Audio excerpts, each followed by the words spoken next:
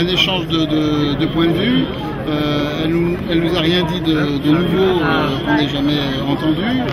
En même temps, c'était l'occasion pour nous également de redire un peu quelques points essentiels sur lesquels on n'est pas prêt de lâcher. Donc les choses ont été dites de part et d'autre, de manière tout à fait républicaine, et elles ont été dites. Après, concernant le texte de la loi NOTRe, pour l'instant c'est difficile de se prononcer parce qu'il va y avoir un débat et puis ensuite un travail en commission mixte paritaire. Donc on attend de voir ce qui va en sortir.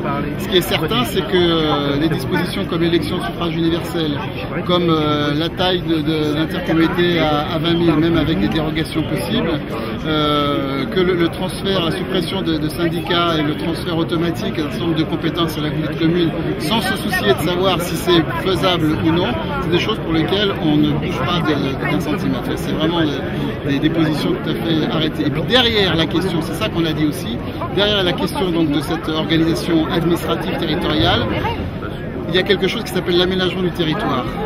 Et finalement, ce débat n'a jamais eu lieu. Et nous, la question qu'on pose, c'est est-ce qu'on va continuer ce transfert, ce mouvement de dévitalisation des champs de proximité pour aller tout rapporter toujours au pôle urbain de la strate supérieure, ou est-ce qu'on va raisonner à un équilibre du territoire un peu plus réel? Voilà, la question, elle est là. Tant que ce débat n'a pas eu lieu, je ne vois pas comment on peut parler de l'organisation administrative de la République.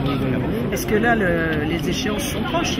Oui, là, ça va. Oui, mais ils veulent aller vite, mais comme tout ce qui a été fait jusqu'à maintenant, ça se fait vite et sans réflexion. Quand vous pensez par exemple que la notion donc de transfert automatique de la compétence eau, elle n'est plus obligatoire, mais elle devient facultative, on peut se poser la question pourquoi ça n'a pas été pensé dès le départ comme quelque chose de facultatif. Donc ça montre bien une manière de faire. C'est-à-dire qu'on pousse, on essaye de voir jusqu'où on peut aller. En ce moment, là, sur la question du seuil des intercommunalités, précédemment c'était 5 000, c'est passé à 20 000, les sénateurs sont revenus à 5 000, et puis il y a la commission mixte paritaire qui va s'entendre. Ils vont s'entendre sur quoi? 15 000, c'est vraiment marchand de tapis, quoi, parce qu'il n'y a pas d'argumentaire derrière le chiffre. Voilà. Donc on est bien dans une stratégie qui n'est pas nouvelle, qu'on dénonce, la MRF elle la dénonce depuis 40 ans, une stratégie qui consiste à dévitaliser l'échelon de proximité et tout transférer vers les pôles urbains. Voilà. On ne nous laisse même pas le choix d'imaginer que ça pourrait en être autrement.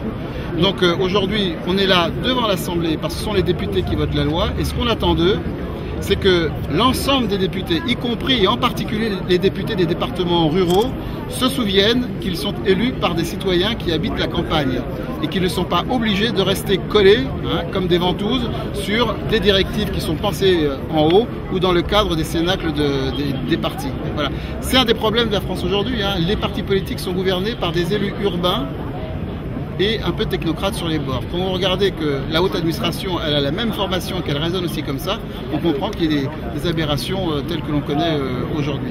Voilà. Qu'est-ce que vous pensez de certains articles de la loi NOTRe qui donnent aux régions un pouvoir réglementaire?